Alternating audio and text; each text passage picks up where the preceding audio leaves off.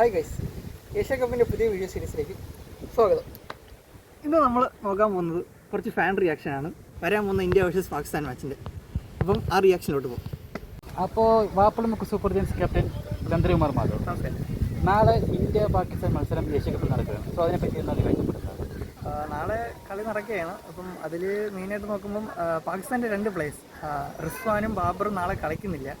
അതൊരു ഭയങ്കര നഷ്ടം തന്നെയാണ് ടീമിന്. ഏത് ടീമിൻ്റെ നഷ്ടം? ഇന്ത്യൻ ടീമിന് വേറെ ഓർക്കുക, അവരുണ്ടെങ്കിൽ ഒരു 6 ഓവർ അവർ തന്നെ കൊട്ടുമല്ലോ.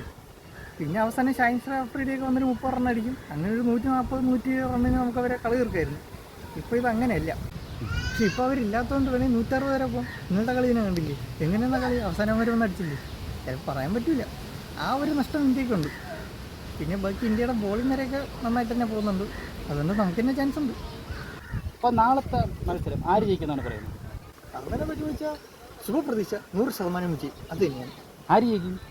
നമ്മൾ വേറെ ഓക്കെ, നന്ദി, നമസ്കാരം.